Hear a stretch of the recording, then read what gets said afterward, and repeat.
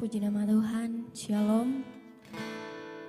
Bersyukur buat pagi ini kita boleh bangun kembali dengan tubuh yang sehat kuat, diberikan nafas baru oleh Tuhan. Itu semua karena kebaikan Tuhan yang nyata dalam hidup kita. Dan pada pagi hari ini, saya mengajak teman-teman semua, baik yang ada di tempat ini maupun yang menyaksikan tayangan ini secara live streaming. Mari kita datang menyembah Tuhan. Mari kita datang menaikkan syukur kita kepada Tuhan. Sebelum menaikkan pujian kita, mari satu dalam doa, kita berdoa. Terima kasih Bapa yang baik dalam hidup kami. Terima kasih Tuhan Engkau membangunkan kami pada pagi hari ini dengan tubuh yang sehat kuat, tanpa kekurangan suatu apapun. Itu semua karena kasih, karunia, anugerah yang Tuhan kerjakan dalam hidup kami.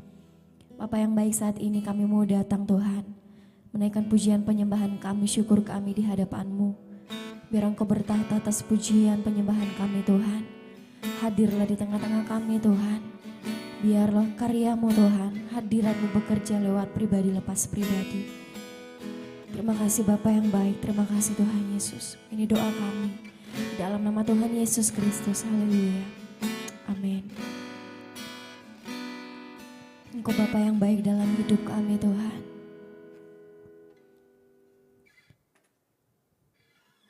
Terpujilah Engkau dalam hidup kami Tuhan. Kami terkagum, kami tersanjung Tuhan, untuk semua karya yang Kau kerjakan dalam hidup kami.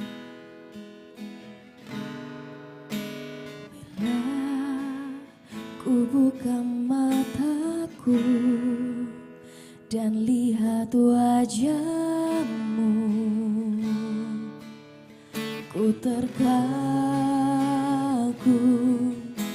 Bila ku lihat hidupku dan karya tangan-Mu, kami tersanjung Tuhan. Ku tersanjung Karena semua yang baik dalam hidupku, itulah karya-Mu. Kau beri kesempatan yang baru, dan ku ingin mengenal-Mu Tuhan, lebih dalam dari semua yang ku kenal. Tiada kasih Tuhan, tiada kasih yang melebihi-Mu. Ku ada untuk mencari penyembah-Mu. Sekali lagi dengan segenap hati, mari katakan pujian ini. Bila ku buka mataku dan lihat wajah-Mu, ku terkagum. Bila ku lihat hidupku dan karya tangan-Mu, ku tersanjung. Karena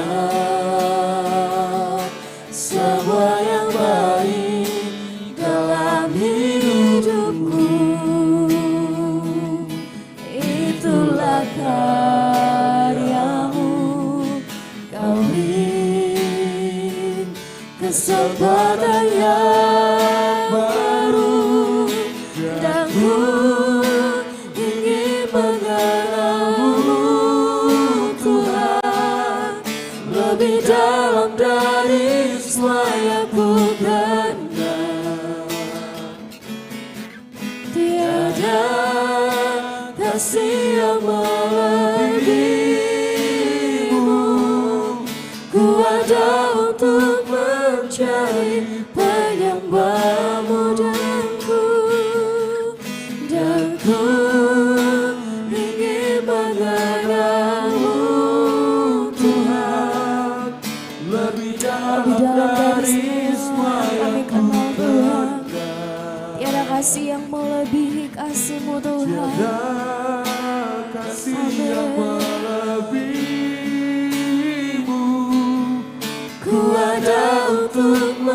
mencari penyembahmu, dan ku ingin mengenalmu Tuhan, lebih dalam dari semua yang ku kenal. Tiada kasih, Tiada kasih yang melebihimu. Ku ada untuk menjadi penyembahmu, sekali lagi dengan segenap hati katakan pujian. dan ku ingin mengenalmu Tuhan, lebih dalam dari semua yang ku kenal. Amin Tuhan. Tiada kasih yang melebihimu. Ku ada untuk mencari penyembahmu. Ku ada untuk mencari penyembahmu. Ku ada untuk mencari penyembahmu. Mari sembah, naikkan syukurmu. Kami terkagum akan kasih, akan anugerah.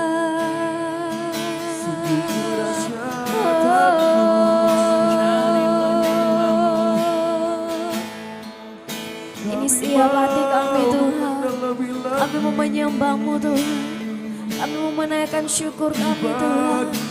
Terima kasih, Kau Allah layak kami tinggikan, kami menyembah-Mu Yesus.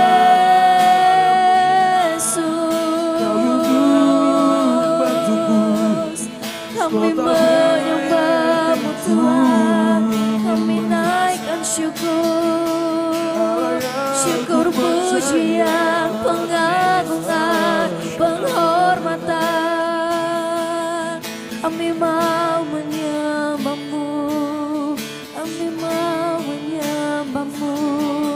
Mari sembah Dia.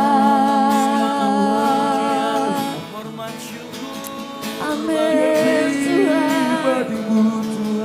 Ini setiap pujian penyembahan kami, Engkau hadir di setiap hati. Mengalirlah kuasa-Mu, hadirat-Mu, lawatanmu, kekerjaan-Mu Yesus. Segala syukur, pengagungan hanya bagi-Mu Tuhan.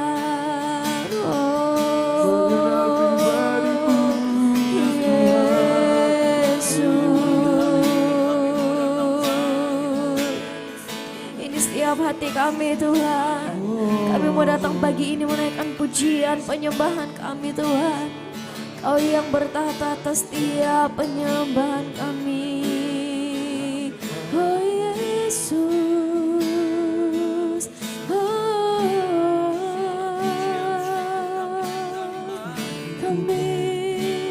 kami menyembah-Mu Tuhan. Terima kasih Tuhan itu baik. terima kasih Yesus.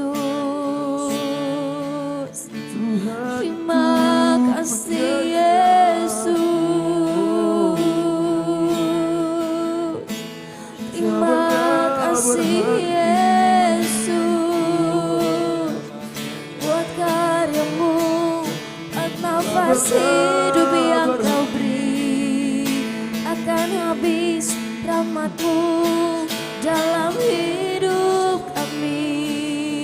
Oh Yesus,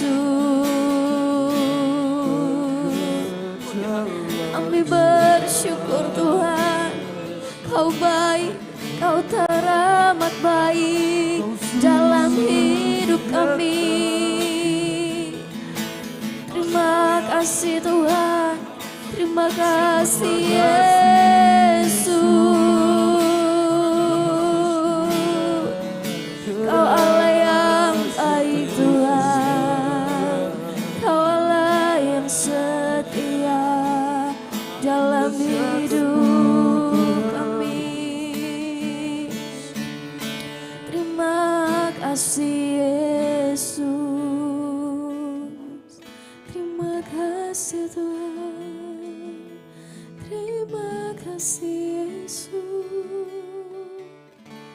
Pada pagi hari ini saya mengajak kita semua untuk lebih lagi menikmati hadirat Tuhan. Bersaat teduh, menaikkan syukur kita di hadapan Tuhan.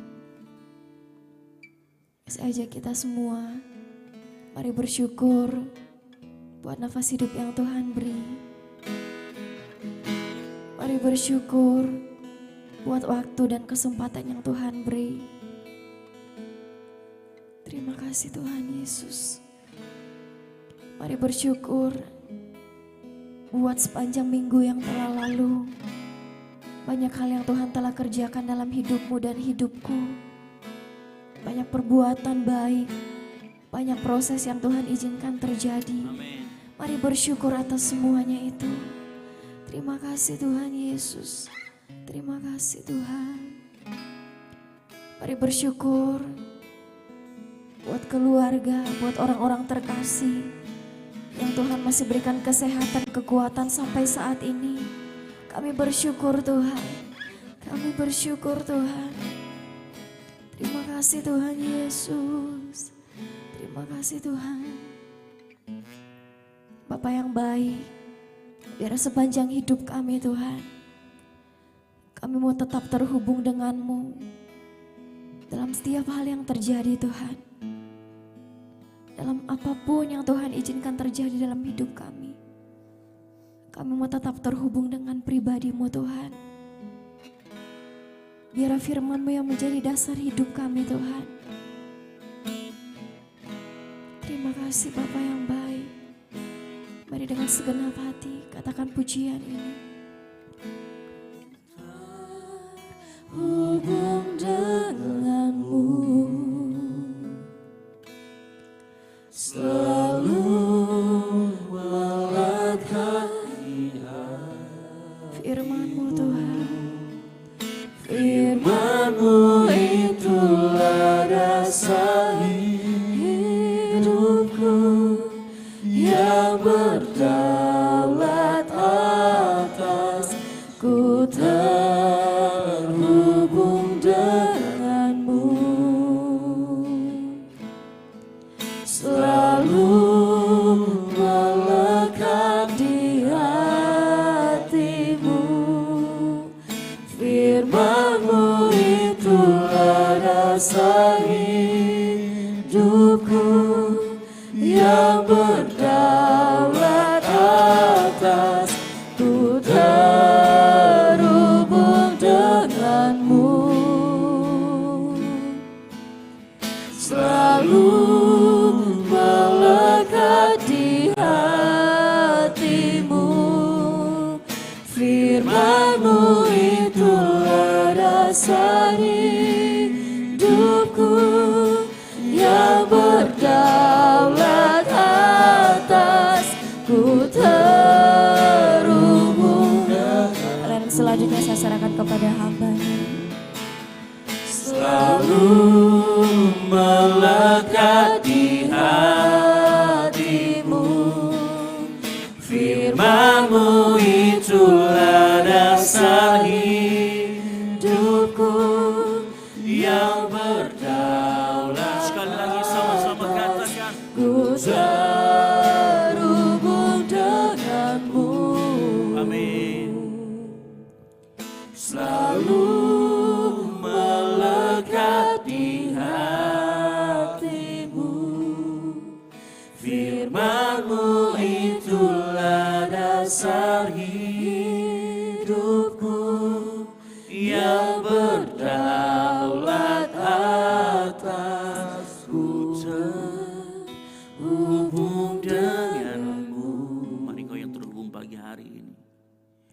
selalu melekat di hati. Engkau yang terhubung dengan firman Tuhan. Firman-Mu itulah dasar hidupku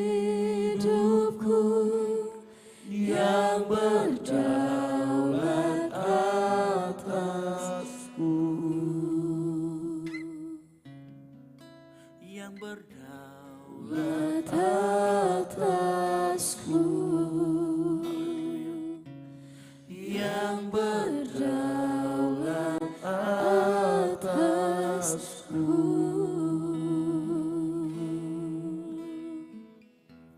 Kami mengucap syukur Tuhan Yesus untuk pagi hari ini. Kami masih beri kesempatan untuk melayani Raja di atas segala Raja. Untuk sama-sama pagi hari ini bangun mencari tahu apa yang menjadi isi hatimu. Tuhan tolong terangi setiap hati kami sehingga saat kami membaca firman Tuhan, Engkau berbicara jelas kepada kami Tuhan. Berbicara melalui hati kami, berbicara melalui Alkitab yang kami baca. Biar firman-Mu Tuhan menjadi dasar dalam kehidupan kami. Kami serahkan pembacaan firman ini dalam tangan-Mu, biar kami semua mendapatkan sesuatu yang baru pagi hari ini. Di dalam nama Tuhan Yesus Kristus, yang siap membaca firman Tuhan, sama-sama katakan, amin. Shalom. Ya, mari kita buka sama-sama di dalam Markus 3. Markus 3 ayat 31 sampai dengan 35.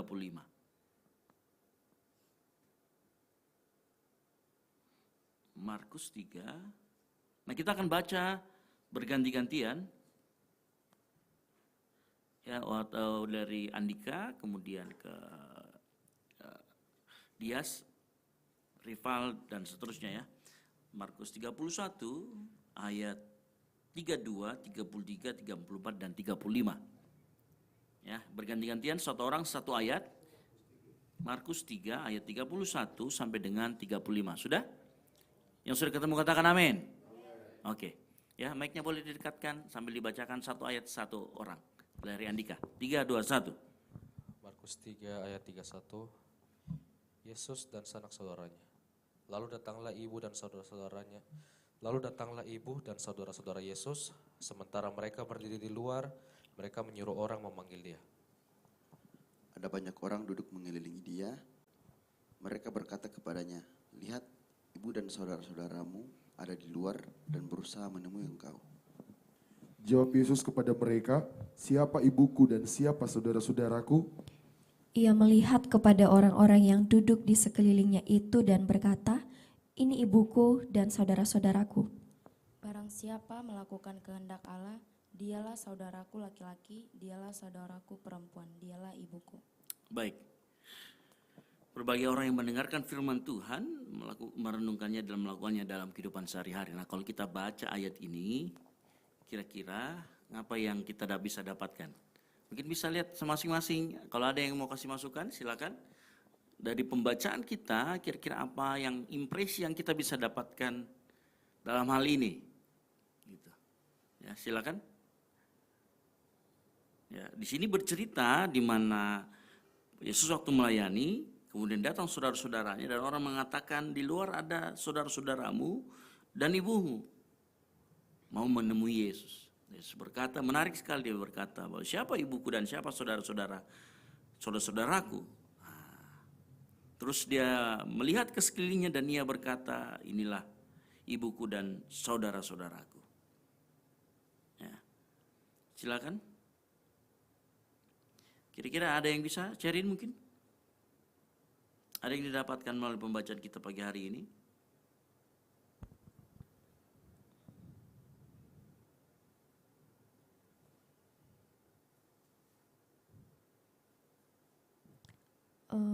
Mungkin kalau dari saya Kak, Mazmur 3 ayat 31 sampai 35 ini, mungkin pembacaan ini atau kayak perikop ini seringkali kita baca dan mungkin kalau kita baca secara sepintas, tidak baca dengan baik, secara sepintas mungkin kita bilang kenapa kayak Yesus seolah-olah mengusir keluarganya yang datang, tanda kutip mengusir keluarganya yang datang. Ya, mungkin bahkan nggak ngakui ya. Iya Kak. Kalau lihat baik-baik, wah Yesus kurang ajar ini. Masa tidak diakui? Coba berani bilang Yesus kurang ajar gitu ya. Kan begitu ceritanya kan. Sebenarnya cerita ini sama dengan Matius 12 ayat 46 sampai dengan 50. Nah, nanti bisa boleh lihat di Matius 12 ayat 46 sampai dengan 50. Silakan lanjut. Jadi. Terus di ayat 31 ini Kak, dikatakan lalu datanglah ibu dan saudara-saudara Yesus. Ada beberapa yang saya baca, coba tafsirannya Kak. Katanya Yesus saat ini sedang berkhotbah dengan banyak orang. Terus ibu dan saudara-saudara Yesus ini dikatakan di sini sementara mereka berdiri di luar. Dan bahkan saudara-saudara Yesus, ibu Yesus yang hubungan darah, hubungan daging, itu mereka menyuruh orang untuk memanggil Yesus yang sedang melayani banyak orang di sekeliling Yesus. Dan saya tidak tahu ke apa tujuannya keluarganya datang menemui Yesus. Tapi ada yang bilang katanya Kak, mohon arahnya nanti Kak, katanya kayak terus ya. Yesus dan saudara-saudaranya ini sedang mencoba untuk memberitahukan kepada Yesus untuk bahasa kasarnya berhenti dari pelayanannya atau apa yang sedang ia kerjakan, karena saat itu Yesus posisinya Tuhan Yesus itu sedang tidak aman pada saat itu. Dan mungkin saja ibu dan sanak saudara Tuhan Yesus pada saat itu datang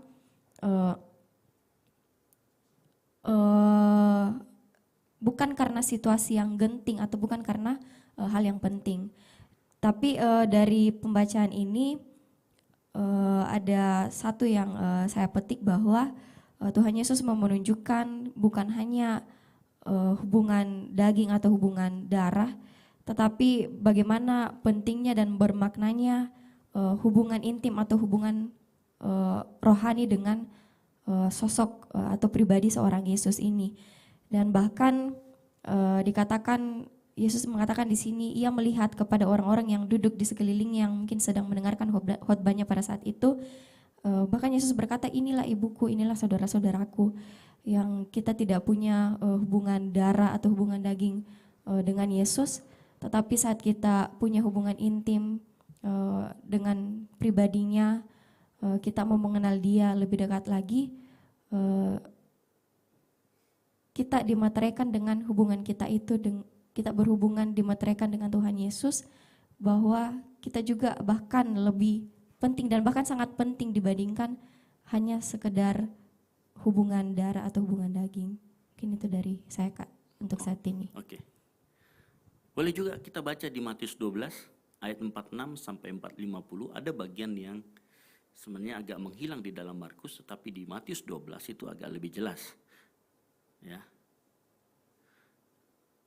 Saya akan bacakan di ayat 46, 47, 48 ya. Di Matius 12, kita buka sama-sama. Ketika Yesus masih berbicara dengan orang banyak itu, ibunya dan saudara-saudaranya berdiri di luar dan berusaha menemui dia. Maka seorang berkata kepadanya, lihatlah ibumu dan saudara-saudaramu ada di luar dan berusaha menemui engkau. Tetapi jawab Yesus kepada orang yang menyampaikan berita itu kepadanya, siapa ibuku dan siapa saudara-saudaraku? Ayat 49, perhatikan. Lalu katanya sambil menunjuk ke arah murid-muridnya, ini ibuku dan ini saudara-saudaraku. Coba ayat 49 dengan ayat yang kita baca di dalam Markus, ada perbedaannya tidak? Apa perbedaannya? Silakan pakai mic-nya. Bicara apa perbedaannya di 49 dan di Markus tadi dengan yang di Matius 12. Apa perbedaannya? Di sini kalau di Markus Kak dikatakan ia melihat kepada orang-orang yang duduk di sekelilingnya. Oke, sip. Sampai di situ apakah ini kontradiksi? Tidak, ini menjelaskan siapa yang duduk di sekelilingnya. Siapa yang duduk di sekelilingnya? Murid-murid. Oke, perhatikan. Ini berkaitan erat dengan kita punya value di dalam Kolosisi. Kita punya value apa? Mode? Family. Yes. Perhatikan kenapa di dalam gereja harus ada mode family. Karena Yesus juga melakukannya pada saat dia memuridkan orang. Nah, itu yang harus kita pelajari pagi hari ini. Makanya dikatakan di sana Yesus tidak menunjuk, Yesus bukan tidak mengakui saudaranya saudara, bukan. Tetapi apa yang dia lakukan? Dia bilang gini, inilah ibuku dan saudara-saudaraku. Dia mau ngomong begini, di dalam perkumpulan yang saya bikin, di dalam komunitas yang saya buat, kita punya mode keluarga. Ngerti? Ya, makanya di sana dikatakan sambil menunjuk murid-muridnya. Nah, ini adalah bukti, itulah kenapa tidak sembarangan kita waktu kita di dalam GoalGC, kita punya value adalah mode keluarga. Nah, pertanyaan saya, kenapa di dalam proses memuridkan harus kita menggunakan mode keluarga? Ada yang mengerti? Ada yang bisa bantu jawab? Kenapa di dalam pemuridan harus ada mode keluarga? Nah, ini penting buat kita tahu sama-sama pagi hari ini. Ya. Nah, karena begini, kalau di dalam pemuridan tidak ada mode keluarga, di dalam keluarga itu ada apa? Yang pertama, kita saling respect satu sama lain. Begini, di dalam keluarga kita akan hormat dengan orang tua kita, betul? Betul. Maka di dalam komunitas kita juga harus memiliki rasa hormat. Yang kedua, di dalam keluarga kita juga harus yang namanya memiliki kasih persaudaraan. Nah, sekarang saya mau tanya, kasih persaudaraan itu seperti apa? Kasih persaudaraan itu coba perhatikan. Dias lah atau Andika, orang tuanya yang masih hidup semua kan? Coba pernah enggak orang tua kita, waktu kita besar, dia kasih kita tagihan ini ya, dari kamu bayi sampai sekarang, ini tagihanmu. Kamu harus bayar saya nanti kalau kamu besar. Ada yang begitu orang tuanya? Ada? Tidak ada. Nah, kalau tidak ada kita pergi sana hotbay dulu kalau gitu kan. Tidak ada, betul? Itu artinya apa? Dalam keluarga tidak ada hitung-hitungan. Atau ada misalkan Sherin dimintain duit sama Blessing, utangmu nah besok, bayar memang kok. Kalau tidak bayar saya tampilin, kok saya pecat kau jadi adekku. Ada yang begitu? Tidak ada. Kenapa? Karena itulah mode family. Ya, saya nggak akan bahas lebih lanjut, tetapi kita harusnya bisa mengerti bahwa Yesus memperlakukan itu. Bukan artinya kita mode family, lalu kita kehilangan sisi-sisi respect kita. Sama teman kita, sama mentor rohani kita, sama orang yang mungkin secara umur. Nah, perhatikan juga, selain itu, waktu Yesus mengatakan dia saudara-saudaraku, ini juga artinya dia mengasihi murid-muridnya dengan level yang sama seperti dia mengasihi ibunya dan saudara-saudaranya. Nah, itu artinya begini juga. Nah, sekarang kita balik. Artinya begini. Di dalam kegiatan pemuritan harus ada mode keluarga. Yang ngerti katakan amin. Amin. Ya, di dalam pemuritan harus ada mode keluarga. Sebaliknya juga, ya, mode keluarga ini sangat penting buat kita untuk kita praktekkan di dalam komunitas kita. Karena kalau tidak seperti itu, maka komunitas ini akan lenyap begitu saja. Maka hanya akan jadi sebuah organisasi. Ya. Pernah lihat ya organisasi ya? Yang hanya ketemu kemudian pas rapat berantem, selesai rapat berantem pulang ke rumah masing-masing. Ya kan, tidak ada rekonsiliasi, tidak ada saling mengampuni di sana. Nah, Tuhan tidak ingin kita dalam kita melakukan kegiatan pemuritan yang kita lakukan di tempat ini, kemudian kita tidak menggunakan mode ini. Nah, pagi hari ini kita belajar.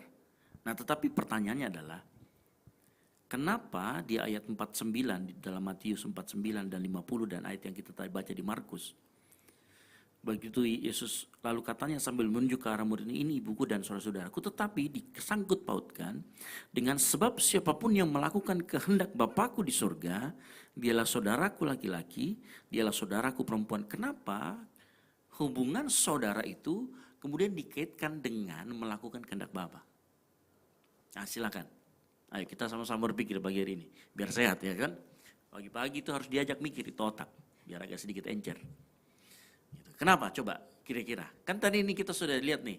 Jadi kita tidak sembarangan ya, mau di keluarga itu dari mana sih, tidak alkitabiah? Enggak, itu sangat alkitabiah karena Yesus pun melakukannya. Ya. Nah pertanyaannya, kenapa kemudian mode keluarga? Harusnya kan mode keluarga tadi kasih sayang dan lain sebagainya. Tapi kenapa dikaitkan dengan melakukan kehendak Bapakku di surga? Ada, silakan. Andika mungkin tahu. Dias. Apa, Cerin, Rival? Apa, Cerin? Mungkin ingin menggambarkan Kak bahwa dalam suatu keluarga itu pusatnya pada Kristus, Tapi di sini sebut Bapak. Bapa. Tama, ayo Dek Tama. Bantu dulu adeknya Anjas. Anjas? Nah gini ya, dengarkan baik-baik. Kenapa dikatakan siapapun yang melakukan kehendak Bapakku di surga, bela saudaraku. Karena begini, Tuhan ingin pada saat kita melakukan kehendak Bapa di surga, itu karena kita yang pertama tadi, dalam keluarga harus ada apa? Respect. Saat kita melakukan kehendak Bapa kita di surga, kita punya respect. Kita punya hormat. Makanya kerjakanlah keselamatanmu dengan takut dan gentar. Nah takut dan gentar itu bukan ketakutan karena kita kayak misalkan ini melanggar aturan, kemudian kita takut dihukum, bukan. Tetapi karena kita hormat. Nah takut dan gentar di dalam sana itu artinya hormat. Kagum dan hormat. Ya perasaan kagum dan hormat. Bukan kepada perasaan takut. Nah sama seperti saat kita melakukan kehendak Bapa, saat kita melayani Tuhan, saat kita melakukan segala sesuatu di dalam ini. Karena kita yang pertama ada respect atau hormat kepada Bapa di surga. Yang pertama itu. Nah tetapi ingat, konsep kekristenan itu selalu berbicara vertikal dan horizontal. Jangan cuma hormati Bapa di surga. Karena wujudnya adalah engkau hormati pemimpin rohanimu. Engkau hormati koordinatormu. Engkau hormati orang yang ada di atasmu. Engkau hormati orang yang lebih tua. Setuju? Setuju. Ya, itu penting buat kita mengerti. Terus yang kedua, kenapa dikaitkan dengan itu? Karena kita harus melihat begini.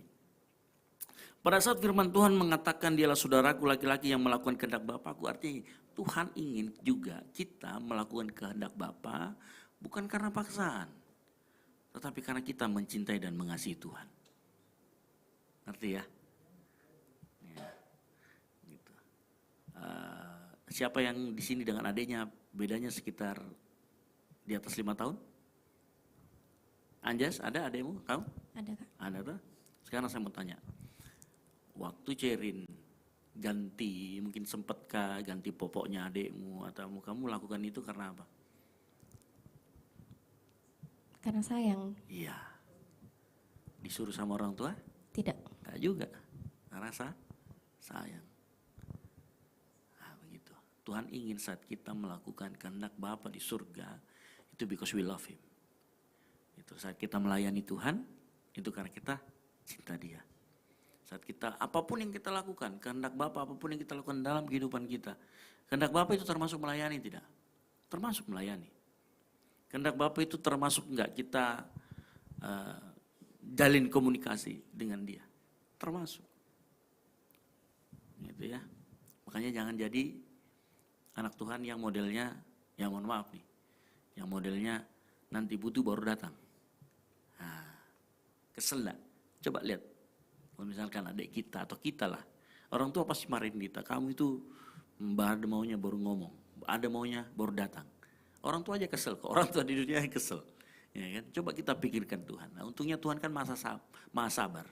Untungnya Tuhan kan bukan kita, kan begitu. Kalau enggak ya kita sudah ditampeleng. Kalau ditampeleng sama Tuhan beda loh sama itu. Sepengetahuan saya sama malaikat saja ditampeleng mati langsung di tempat. Kan gitu kan, apalagi kalau ditampeleng sama Tuhan. Dan untungnya Tuhan tidak suka sama tampeleng, kan begitu. Karena dia berfirman dan selesai napas kita, kan begitu. Lebih sangat lagi ya. Gitu. Ngerti maksud saya? Jadi dari apa yang kita baca, jadi bukan Roh Kudus menyematkan ayat ini untuk menjadi sebuah kontroversi. Karena kan ada banyak nih, wah di dalam kekristenan ini keluarga tidak diakui. Ini buktinya ayatnya. Itu bukan. Tetapi Tuhan mau kita belajar. Di dalam komunitas kita, di dalam kegiatan pemuritan kita, kita punya this mode ini. Alkitab berkata, barang siapa yang melakukan kehendak Bapakku, dialah saudara-saudaraku. Nah, kita semua di tempat ini sama-sama bersatu melakukan kehendak Bapa. Nah, kalau misalkan nih logikanya, kalau Andika itu saudaranya Tuhan Yesus, rival saudaranya Tuhan Yesus, berarti kan kalian ketemu, berarti kita saudara dong. Betul tidak? Berarti Andika dan rival bersaudara. Saya dan Cherry juga bersaudara. Karena Yesus ngomong, ya kan, barang siapa yang melakukan kehendak Bapakku, dialah saudara-saudaraku. Gitu. Dan ingat, saya sudah bahas di minggu lalu bahwa pada saat Roh Kudus dicurahkan dalam hati kita, itulah yang memampukan kita dan membuat kita memanggil Tuhan dengan kata, ya Aba, ya Bapa. Nah kalau kita sama-sama, itu khotbah pagi ya, saya masih ingat. Khotbah pagi. Jadi kalau misalkan rival manggil Tuhan itu Bapa, Tama juga Bapa, berarti yang Tama punya abang namanya rival. Rival punya adik namanya Tama. Artinya kita hidup di dalam mode family, keluarga. Ingat yang tadi saya katakan, keluarga tidak pernah hitung-hitungan. Keluarga juga saling mengasihi, melakukan segala sesuatu karena cinta, karena saling mengasihi. Gitu ya. Oke, silakan teman-teman yang lain, silakan kalau ada mau menambahkan. Ya, silakan kalau mau menambahkan, selain menambahkan juga siapa tahu ada hal lain mungkin yang saya terlewatkan di sana. Ya, jadi waktu Yesus berkata, lihatlah ibumu, dan Tuhan Yesus berkata, siapa ibuku? Kalau misalkan Tuhan Yesus mau menolak hubungan darahnya, maka dia bilang, saya tidak punya saudara, saya tidak punya ibu. Nah, itu baru betul. Jadi ayat ini bukan mengatakan bahwa Tuhan Yesus menolak keluarganya, tidak. Itu ya, harus hati-hati. Kalau ada yang bilang, kalau dia begini kan berarti menolak. Itu namanya logika fallacy-nya jalan. Enggak jalan. Gitu kan gitu. Kan kebalikan dari mengakui ya tidak mengakui. Jadi harus ada kata tidak, kamu bukan keluarga, itu baru tidak mengakui. Tapi kalau Yesus mengatakan, inilah saudara-saudaraku, artinya dia memperluas. Kan begitu. Artinya dia punya banyak saudara. Kita yang semua ada di tempat ini, yang juga menyaksikan secara online juga adalah saudara Yesus. Gitu. Oke, silakan. Mei mungkin? Silakan ada yang mau menambahkan. Ripal. Mungkin dari saya Kak, dari ayatnya yang ke-47, di situ dikatakan, maka seorang berkata kepadanya, lihatlah ibumu dan saudara-saudaramu ada di luar dan berusaha menemui engkau. Tetapi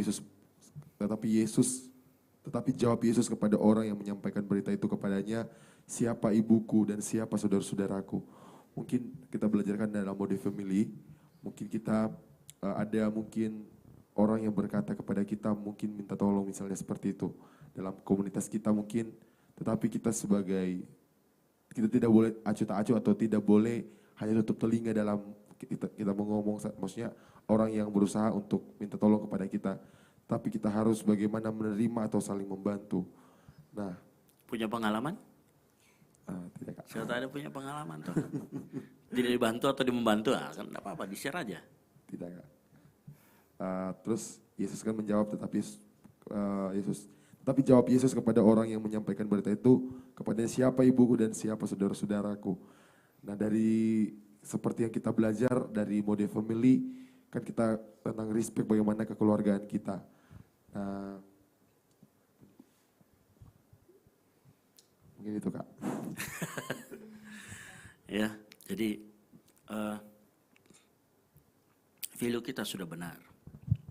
Ingat yang menjadi penghalang dalam kita melakukan value kita, seperti yang minggu lalu kita dengar sama-sama bahwa apa sih yang menghalangi kesatuan atau unity, atau kita dalam melakukan kehendak Tuhan? Kepentingan pribadi. Saya tahu kita semua tetap dalam kondisi, kita punya semua kepentingan pribadi, kita punya semua kita punya urusan masing-masing, tetap kita punya itu semuanya, saya juga punya urusan masing-masing. Tetapi hendaklah kita kalau misalkan dalam kita berkomunitas, kita melihat satu sama yang lain. Itu kita tetap melihat kepentingan orang lain. Apa yang dimaksud dengan rendah hati? Rendah hati itu maksudnya gini, rendah hati itu paling terwujud. Makanya dikatakan di Filipi, nanti baca di Filipi, hendaklah kamu rendah hati. Dengan rendah hati memperhatikan kepentingan orang lain atau mendahulukan kepentingan orang lain. Itu orang rendah hati. Rendah hati bukan berarti yang selalu ngomongnya, oh iya saya ini tidak tahu apa-apa, padahal pas main jago sekali. Saya ini tidak bisa nyanyi, merendah. Tapi sebenarnya dia merendah untuk meninggi. Kan begitu, ada orang kan kayak ketapel. Mundur dulu ke belakang supaya tolakannya lebih kencang. Kan begitu. Tapi bukan itu rendah hati. Rendah hati itu juga bukan berarti kalau ditanya, kamu bisa main? Bisa. Itu juga bukan tinggi hati. Itu juga apa adanya. Kalau memang kita bisa. Tapi orang yang rendah hati dia pasti akan ngomong, ya sudah kalau memang harus duluan. Gitu loh. Orang rendah hati itu gini, kenapa rendah hati itu dikaitkan dengan mengutamakan kepentingan orang lain? Perhatikan, orang yang sombong pasti selalu pengen didahulukan. Karena dia merasa memiliki yang lebih daripada yang lain. Betul tidak? Contoh lah, kalau kalian semua punya uang banyak, merasa orang tajir, datang ke bank, tidak dilayani secepat mungkin. Apa pasti? Marah. Nggak usah begitulah. Kalau kita naik pesawat nih, kita naik pesawat ini, Garuda. Kalian punya tiket bisnis. Begitu masuk, nggak dilayani seperti tiket bisnis. Marah enggak? Marah. Kenapa? Karena memiliki sesuatu yang lebih daripada penumpang yang lain. Apa itu? Tiket bisnis. Jadi kita itu selalu tinggi hati saat kita memiliki sesuatu yang lain lebih daripada orang lain. Ya kan? Sehingga kita mau didahulukan. Nah, orang yang rendah hati itu selalu kebalikan sama orang yang tinggi hati. Nah, orang yang rendah hati, dia akan merasa walaupun dia punya, dia merasa tidak memilih. Bukankah itu sama dengan konsep kalau kita dibilang begini, oh kalau begitu semua adalah titipan Tuhan.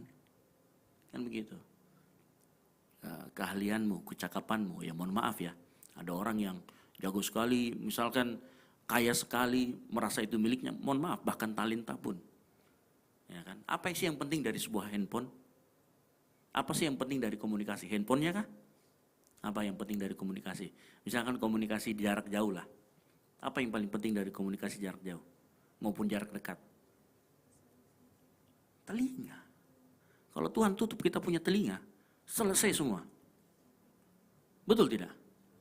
Kamu punya pesan sebagus apapun, kamu punya iPhone 21 belum keluar toh? iPhone 21, XR, Pro Max, Pro Max apa, ya kan? Kalau kita nggak punya telinga, kamu ngomong pakai apa? Betul tidak? Kalau kita nggak punya mata, kamu mau ngetik teks itu bagaimana? Sampai detik ini belum ada, ya mohon maaf sih, belum ada iPhone pakai tulisan Braille, tahu? Gak ada, belum ada. Betul tidak? Ya. Jadi kalau kita selalu mengagungkan itu, maka Tuhan ambil, selesai masalah kita. Ya mohon maaf, kita pintar main keyboard, main bass dan lain sebagainya. Talenta kita menyanyi, sekali Tuhan ambil. Saya tidak doakan nih, coba seandainya kita pikir. Ya kan, tiba-tiba tangan kita patah jari-jarinya. Bagaimana kau main bass? Ya kan, pakai lidah. Nggak mungkin. Gitu kan? Nah itu dia, ngerti maksud saya? Orang rendah hati itu walaupun dia punya, dia tidak akan merasa tinggi hati atau merasa pengen lebih dari yang lain. Nah itu orang rendah hati. Orang yang tinggi hati sebaliknya. Gitu. Nah biasanya orang tinggi hati karena banyak memiliki. Bukan berarti saya bilang, oh enggak boleh kaya, enggak, tidak. Artinya gini, lu boleh kaya, boleh. Bahkan kalau punya talenta, kembangkan talentamu, tapi hati-hati. Dengan yang namanya tinggi hati, kesombongan. Dan itu gampang sekali Tuhan mau ambil. Terlalu gampang buat dia. Tapi kalau kita pun tinggi hati, kadang-kadang kita juga tinggi hati sih. Kadang-kadang ya. Nah Tuhan masih kasih kesempatan kita gitu loh. Menariknya Tuhan itu masih kasih kesempatan kita supaya kita bertobat. Supaya kita sadar diri cepat-cepat, jangan lama-lama kan begitu. Gitu. Nah itu penting buat kita. Jadi di dalam mode keluarga, kita kembali lagi ke dalam pembahasan kita dalam mode keluarga. Jangan hitung-hitungan. Gitu. Makanya penting kita, kapan kita harus menempatkan diri kita di dalam mode keluarga. Lalu kemudian di dalam mode apa? Mode army, di dalam mode satu lagi organisasi, gitulah. Ya, organisasi itu nanti akan lebih berbicara mengenai tanggung jawab. Gitu. Yesus juga memberlakukan organisasi kok di dalam kegiatan pemerintahannya dia. Terbukti dengan adanya apa? Bendahara. Siapa bendaharanya? Wanita-wanita yang mengikuti dia. Bukan. Yudas, sorry. Yudas Iskariot itu bendaharanya Yesus. Kan begitu. Dan dia memperlakukan yang namanya hierarki. Hierarki itu dari apa? Inner 3 orang, 12, 70, 200. Nah itu murid-murid Yesus. Kelompok 3, siapa kelompok 3? Masuk Jo. Yohanes, Petrus, Yakobus. Ya, kelompok 12 siapa? Ya itulah yang 12 murid ya. Kelompok 70 ada 2 orang. Siapa sebut namanya? Ada 2 orang di dalam Alkitab. Markus dan Lukas. Itu kelompok 70. Bukan murid Yesus tetapi masuk di dalam kelompok 70. Gitu. Makanya begini, Injil itu, perhatikan ya, Injil itu kan Alkitab berkata harus dengan kesaksian 2 orang perkara itu menjadi sah di hadapan hukum. Nah, makanya di dalam Injil itu ada 4. 2 dari kelompok 12, 2 dari kelompok 70. Gitu. 2 dari kelompok ini, 2 dari kelompok 70. Kelompok 12 dan kelompok 70. Nah, dari kelompok murid itu satunya Yohanes. Kan Yohanes tuh. Satunya Matius. Siapa itu Matius? Mantan pemungut sungai. Nah, gitu. Nah, lalu kemudian Lukas, Markus. Lukas itu siapa? Dokter. Dia ketemu sama Paulus di penjara. Hampir sebagian besar makanya Lukas sama Kisah Para Rasul itu penulisnya 1 orang, Lukas. Gitu. Markus itu siapa? Ingat cerita Barnabas dan Paulus berantem gara-gara tidak mau bawa Markus. Markus yang ini. Gitu. Markus yang ini. Gitu. Karena Markus ini pernah lari dari panggilan pelayanannya, tapi akhirnya bertobat lagi. Dan dia tulis ini Injil Markus. Gitu. Ya. Nah, perhatikan itu. Jadi bukan artinya Yesus memberlakukan juga mode organisasi. Nah, makanya karena mode organisasi itu ada si bendahara, makanya di sana kita lihat ada hierarki, ada tanggung jawab. Bendahara tanggung jawabnya apa? Keluar masuk uang kan begitu, belanja dan lain sebagainya, dia punya tanggung jawab. Berarti pada saat kita bicara mode organisasi, lebih berbicara kepada tanggung jawab. Kalau kita bicara tentang mode keluarga, ini yang tadi kita bicarakan. Kalau kita bicara tentang mode army itu apa? Ya kan, satu rasa sama rasa, jiwa korsa kita, disiplin kita. Disiplin seperti apa? Waktu Yesus ngomong, berjaga-jagalah. Kata berjaga-jaga itu adalah kata yang digunakan pada saat seseorang itu berjaga-jaga, pengawal berjaga-jaga di menara jaga. Nah gitu, waktu Yesus ngomong, kok kalian tidur sih, subuh-subuh bukannya saraba, kan begitu. Oh subuh-subuh bukannya saraba, harusnya kalian kan bangun, berdoa, kan begitu.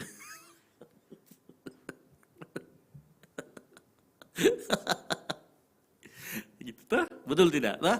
Nah, kan dia pakai kata berjaga-jaga di sana, artinya apa? Tolonglah kalian satu rasa sama saya lah. Saya ini lagi ketakutan. Saya ini butuh didoakan. Kok kalian tidur? Iya betul loh. Makanya itulah Yesus lagi menerapkan mode army. Oke, ini jadi bahan khotbah saya besok nih ceritanya. Jadi saya sudah spill memang dari sekarang. Nah, gitu. Silakan kalau mau menambahkan gitu. Makanya di hari Sabtu kita sudah tidak ada lagi mini PA yang biasa kita adakan jam 9.10 karena saya pindahkan ke sini. Karena saya rasa kalau misalkan kita khotbah dengan model yang biasa, yang terjadi adalah kita semua duduk-duduk, diam, tidak berpikir, tidak ini. Tapi kalau pagi hari ini, saya ajak kalian semua berpikir ya kan, minimal pada saat otak kita dijual, kalau kita otaknya dijual kita agak kurang laku karena kita sering dipakai. Kan begitu toh? Yang paling laku itu yang, ini jarang dipakai nih otaknya nih. Masih 90%, coba beli iPhone, lihat baterainya. Ya kan, pilih yang baterainya 60% atau 90%. 90% toh, kan begitu. Kalau otak kita dijual kan, begitu toh. Tapi otak kita kan gak dijual gitu, makanya kita sering-sering pakai otak kita lah kan, kita pakai sering otak. Karena begini, banyak orang bilang Kristen itu bukan agama akal budi salah. Kekristenan itu terlalu dalam untuk kita mengerti. Bayangkan kita harus mengerti, kita yang terbatas, kita harus mengerti Tuhan yang tidak terbatas. Itu akan sulit. Yang pertama itu. Yang kedua, makanya kalau ada orang bilang, teologimu menjelimet ya, Tritunggal menjelimet dan lain sebagainya. Itu karena kita lebih memilih pakai otak kita. Gitu loh. Makanya ngejelimet. Orang yang mau simple, itu paling nggak mau mikir. Betul tidak? Ngomong Tuhan itu satu, udah selesai masalah. Tapi nggak mau gimana menggambarkan Tuhan itu seperti apa, nggak mau. Itu artinya lebih orang yang sebenarnya oversimplify. Mau simple, nggak mau mikir gitu loh.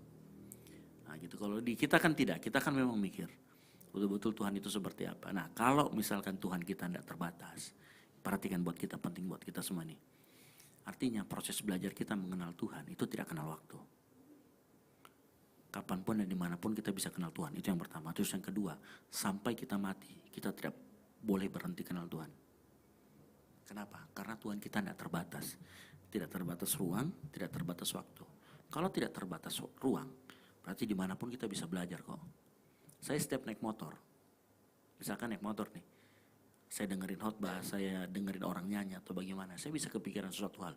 Dan saya akan berhenti dan saya rekam. Tuhan itu gini. Nah Tuhan sedang memperkenalkan dirinya buat kita. Dimanapun dan kapanpun. Masalahnya kita kan beribadah kan boleh dimanapun dan kapanpun. Tidak harus melakukan ritual-ritual tertentu. Terus yang kedua, karena dia kekal, maka kita untuk mengerti yang kekal, dengan kita yang fana, umur kita berapa sih? 75, 80. Bisa enggak kita mengenali Tuhan yang kekal dari awal sampai akhir? Dia tidak punya awal dan tidak punya akhir. Artinya apa? Kalau kita merasa mengenal Tuhan, berarti kita sudah mati rohani kita. Karena Tuhan itu tidak terbatas. Maka kita harus mengenal Dia sampai kita mati. Terus berusaha. Serius, proses mengenal Tuhan itu sampai kita mati. Jadi jangan sampai merasa karena sudah baca Alkitab satu kali sudah habis, selesai. Tidak, baca berulang-ulang. Kalau perlu sampai kita mati, hidupan kita isinya baca Alkitab. Isinya maksudnya tiap hari adalah baca Alkitab gitu loh. Nah, itu penting. Ya, jangan sampai kita merasa sudah kenal Tuhan, berhenti kita kenal Tuhan. Sampai mati. Tuhan itu tidak terbatas. Bagaimana kita manusia yang terbatas bisa kenal Tuhan yang gak terbatas. Dengan hanya waktu yang mungkin cuman 75 tahun. Tuhan itu bukan lagi ribuan tahun, jutaan tahun. Kekal.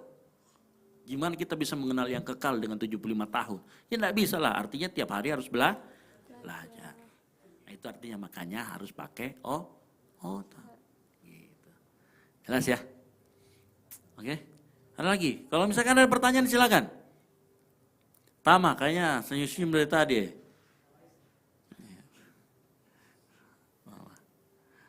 Anjas? Andika? Ya jelas ya, pagi hari ini kita belajar banyak kan begitu. Makanya saya suka dengan model yang sekarang karena kita bisa belajar banyak, kita bisa sharing. Dan tidak ada yang ngantuk saya lihat gitu kan. Begitu saya ngantuk kan. Mei juga sudah mulai aman deh. Aman Mei? Gitu, karena kita belajar banyak pagi hari ini. Yang ngerti katakan amin. Oke, baiklah kita tutup Alkitab kita. Tutup handphone kita nyanyikan sebuah lagu.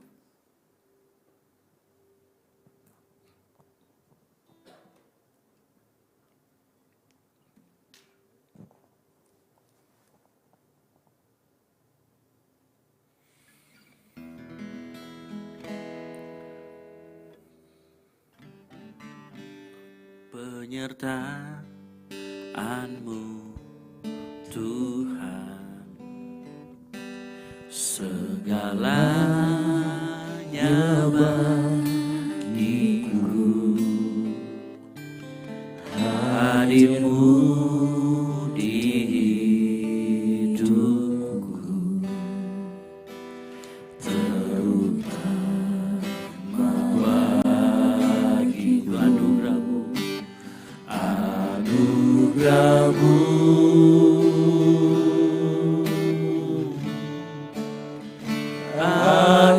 Anugerah-Mu, semua karena anugerah-Mu, bukan karena kekuatanku. Amin.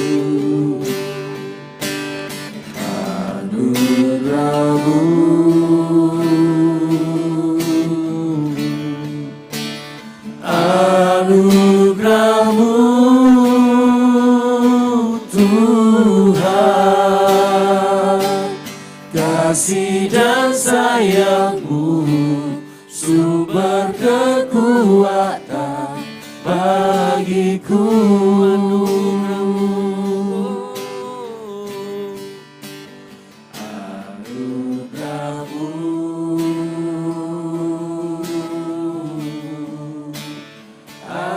Anugerah-Mu, semua karena anugerah-Mu, bukan karena kekuatanku.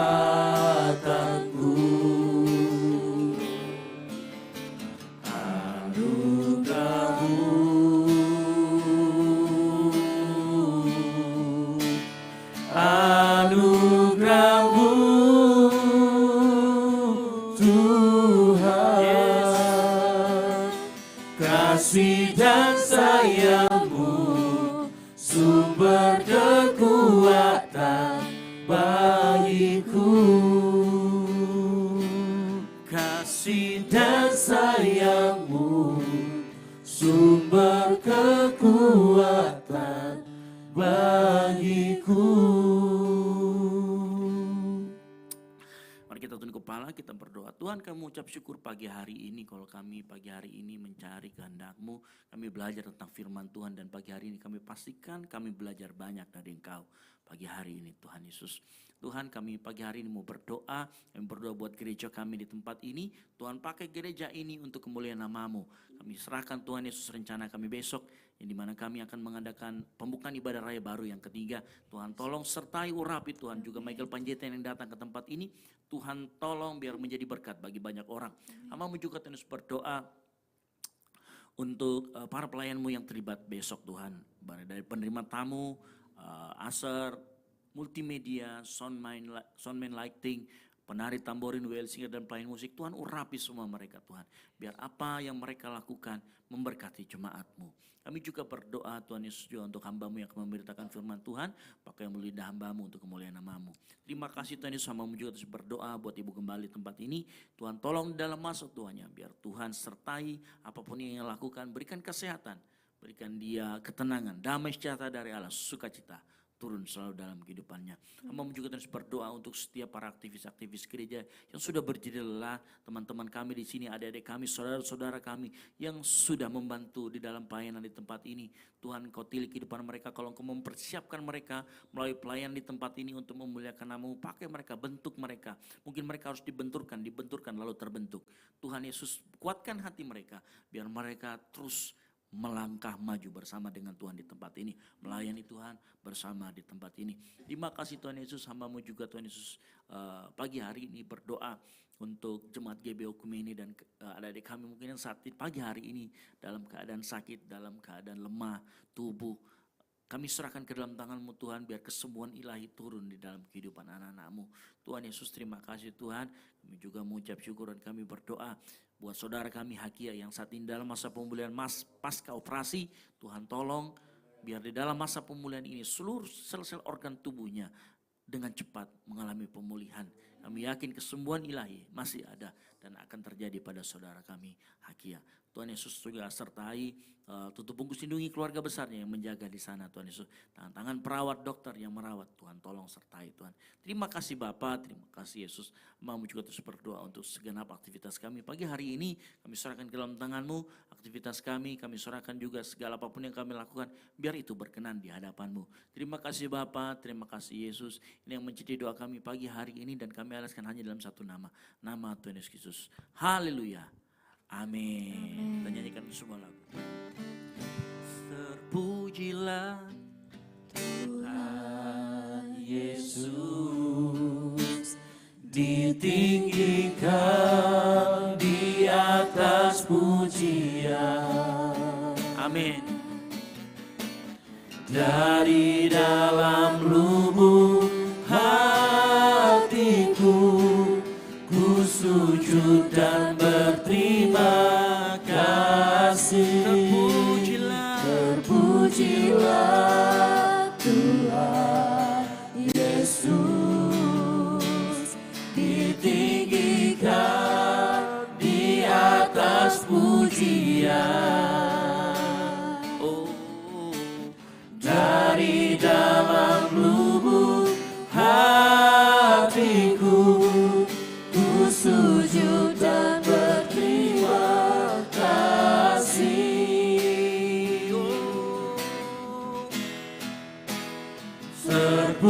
Terpujilah Tuhan Yesus,